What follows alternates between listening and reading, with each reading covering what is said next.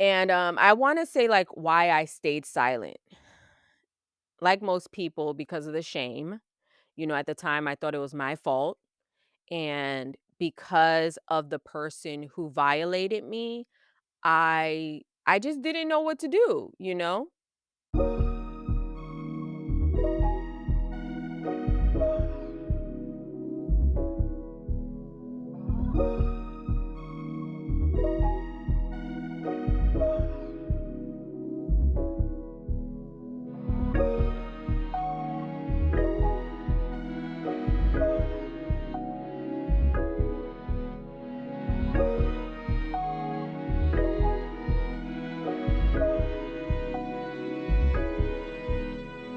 What up, y'all? Welcome back to another episode of the Pretty Girl Progression podcast.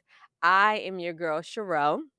If you are new here, welcome. I hope you stay. And if you have been here before, girl, welcome back. If you aren't familiar with the PGP podcast, we are all about personal growth, wellness, and faith base for Black women. So if that's you, look no further. Hit the subscribe button, turn your post notifications on, and pull up a seat, take your shoes off, and relax. We hope that you enjoyed the episode and let us know what you think in the comment section at the end. Like every other week, I have something on my heart that I want to be able to share with y'all.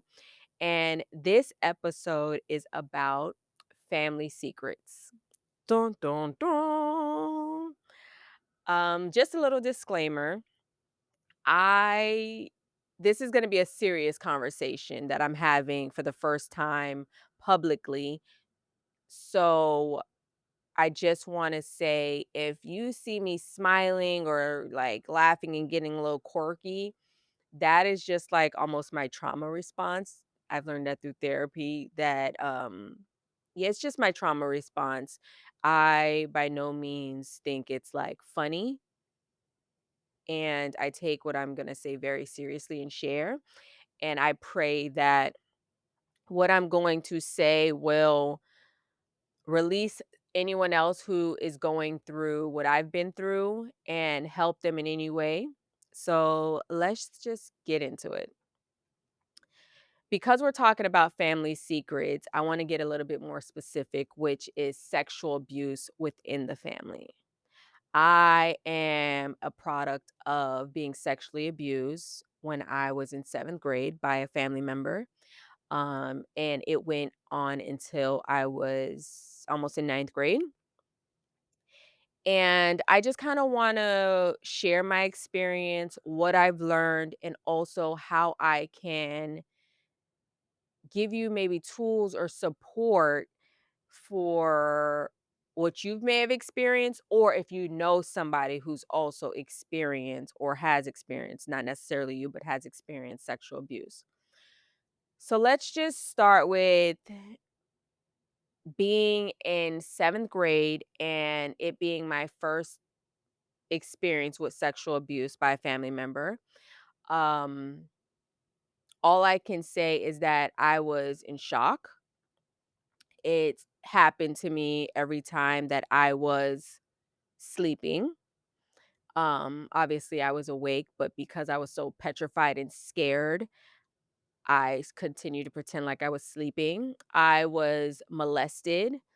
I'm honestly grateful that it never went any further, but it still changed my life forever.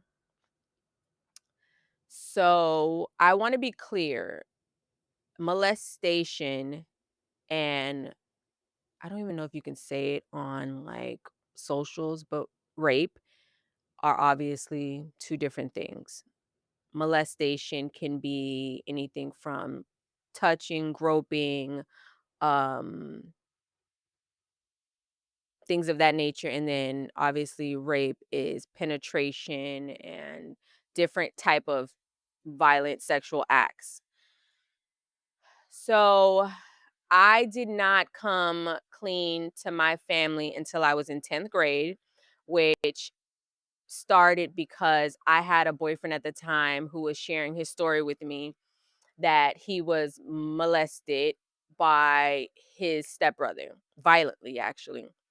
And because of my response to it, which I was crying profusely, it's like he looked at me and he knew. He knew that I experienced something when it came to sexual abuse. And immediately he told me, "You need to go home right now and go tell your mom what happened." And I did that. I went home. I told my mom, which led my mom calling my uncle, telling my brothers, and also telling my abuser all in the same night. Like, whoa. Because it's one thing to tell, like your mom, but when you are now being led, forced, convinced to tell your abuser and confront them, that was so hard, but I did it. And just to backtrack a little, first and foremost, I do see God in this entire experience. And I say that because as I'm older, now that I'm older, I'm able to look back and see how the enemy was trying to silence me for so long. How ironic. I am building a podcast and I am sharing my story with millions of women, right? And the enemy knew, had a glimpse maybe, that I was going to use my voice for God, for God's glory. And he tried to silence me by allowing someone to sexually abuse me.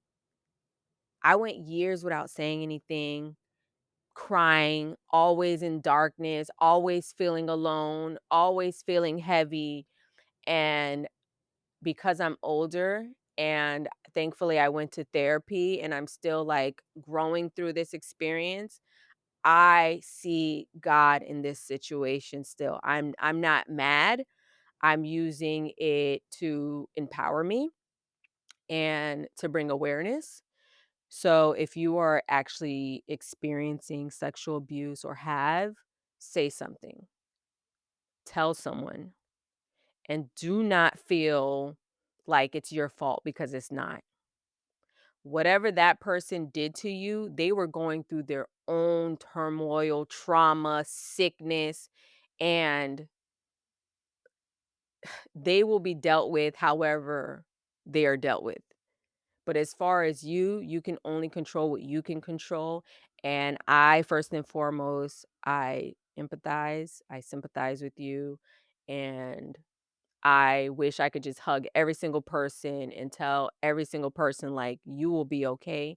You will get through this. I promise you that. And I want to say, like, why I stayed silent. Like most people, because of the shame. At the time, I thought it was my fault. And because of the person who violated me, I just didn't know what to do.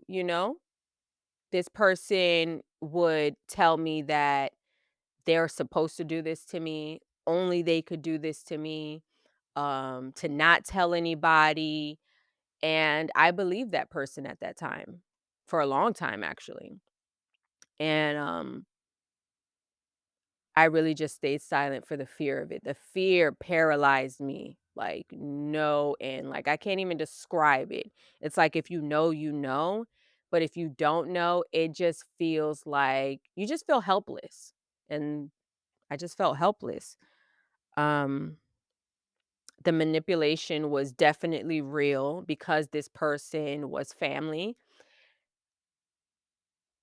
I just was I was just confused. I was sad. I The sparkle in my eye definitely went away immediately, and that's why I stayed silent for so many years. Um, and I decided to break my silence because of my boyfriend at the time sharing his experience. First of all, I don't think people talk enough about young boys, men being sexually abused as well, and I was so shocked that that happened to him, and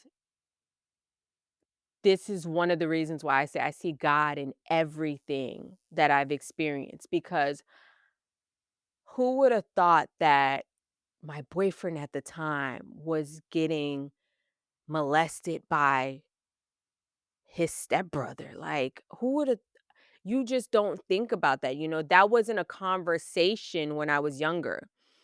Um, so breaking the silence was mainly number 1 for him sharing his story, and number 2 because he said, "You need to go say something." And because he had courage to tell me, I needed courage to go stand up for myself and go tell my parents. So, um, it's never too late to break your silence. It doesn't matter what they say. It does not matter what people say. It's never too late to break the silence.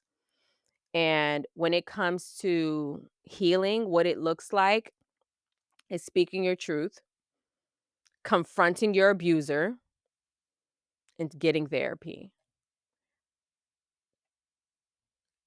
Y'all, there's so many things that I asked when it came to therapy, like my therapist, about, how can I trust, a man to be around our kids if something like this could happen to me, you know? And through therapy, extensive therapy, I was able to get all those answers. So that's why I always suggest go to therapy and get the help that you need. Ooh, it's so wild that I'm speaking about this, but it's so necessary. Like, and I want to say, when I did confront my abuser the night that I ended up telling my mom, of course, he denied it. And he denied it for many years. It wasn't until 2020 is when that person actually admitted to what he did to me. And the reason why I titled this Family Secrets is because, right now in my family, things are coming to a head where those very things are exposed now. And I feel it's happening because, like my pastor said, in order for God to call it out, he has to call it out. He has to bring it to the light. And I feel vindicated because even though I told, my mom or my uncle, my brothers, nothing happened to that person. There was no repercussions, there was no jail time. It was more like everything just kept going, you know? And I had to still be around this person for many years and just swallow it, to be honest. Just swallow the fact that he did what he did, said what he said, and he was being protected. And because things are coming to a head now within the family where people actually knew and did nothing, it's it's really hurting the family in ways that I don't think anybody could have imagined. And there were other people affected as well within our family who went through the same thing I did. The same thing I did from the same person. Um, mm. To that family member, I am so sorry.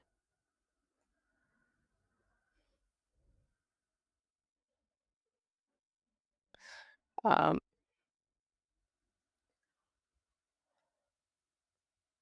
I'm so sorry that even though I know that I'm not to blame, I'm so sorry that I wasn't loud enough. I wasn't loud enough to make every single person in the family aware. And the few that I did let know, can I have tissue? The few people that I did let know, uh, didn't did me a disservice by not, bringing it to the forefront, but I wanna say that you are loved, and I support you. Thank you. I support you, and I'm here for you, and I understand that you need your space, and if you haven't gone to therapy, I promise you, it does lighten the load and give you a better understanding, and, just so sorry because I know how much it changes everything. It changes how you interact with people and trust.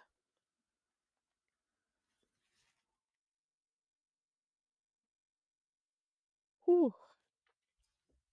Um, I know it changes everything, but,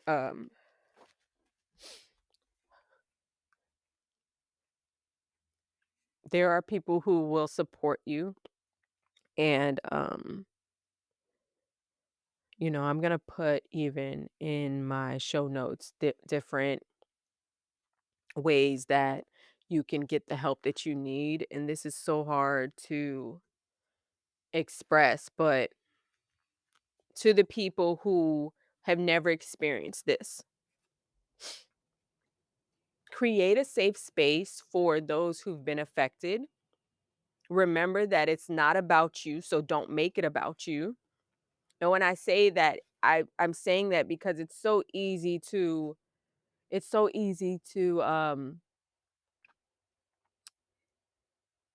turn the narrative in the story into blaming yourself, and not just blaming yourself, but making it about you. I don't even think I need to elaborate on that any more than what it is. Like, it's not about you.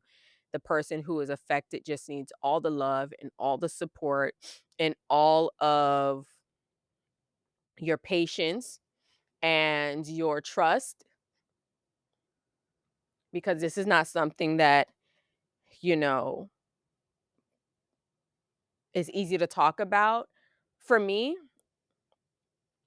throughout the years, I was able to talk about it to like my close family, to friends, to certain people because I've made peace with it. But when it's someone who is for the first time sharing their story, they don't want this on the front page news. They don't want every single person to know about this. This is already hard enough. Like, this is not something that's easy to talk about. So it takes time. It could take years. Even when that person says they're okay, they are never the same. And I can't even express that any more than they're just never the same. Um, so just create a safe space for that person and allow whoever is going through this hard time to just talk about it when they're ready. And believe them. Believe them that what they're saying is true. Because for me, I believe that I wasn't necessarily believed. That's why I was swept under the rug. And I say that I feel vindicated, and it's tough to say it, but it's like I didn't press the matter for years, but because someone else within the family has shared their story, it just means that, hey, Sherelle wasn't lying. And I really don't want to be repetitive. I just want to express that there are hotlines that you can get the help that you need. There are support groups. Um, and don't let the enemy get one up on you by silencing you. Share your truth. No matter how hard, no matter who's affected, share your truth, because you know what? For so many years, I thought to myself, I can't really talk too much about it because, I have siblings, I have family, there's people that I love who, they're not asking to be on this podcast. They're not wanting to be, in the forefront in front of the camera. But I have to also remember I have a story to tell too. I have a life, I it's so easy for black women to just turn the cheek and take one for the team. And it's just my testimony, and I deserve to tell it. And I truly believe that God wouldn't have allowed all this to happen if I wasn't meant to, number one, overcome it, get through it, and help others. And I'm okay with that. So, like I said before, if you are someone who've experienced sexual abuse, whether it be rape, molestation, any type, I'm going to place in the show notes hotlines and just different resources for you to get help. Know that you are loved, you are thought about, you are more than enough, you are not to blame. Those people failed you by not protecting you, and they just have to deal with that. You are still powerful, and I just hope that you can get through this the best that you can and still have your respect and your dignity intact. Because, like I say all the time, I could have been so far gone. And when I say so far gone, from drugs to selling my body to just doing all the things, but God has literally kept me. Okay. Thank God for my mental fortitude. So I just pray that you know how much you are loved and you are supposed to be here. If you're still here today, as long as you got breath, you got options. Stay strong, stay courageous, stay bold. Um, I hope that this episode helped. And I thank you for allowing me to be vulnerable. And this is something that has weighed on me in different ways, throughout the years. So thank you for allowing me to share. And I hope you enjoyed this episode. And until next time, Queen, love yourself.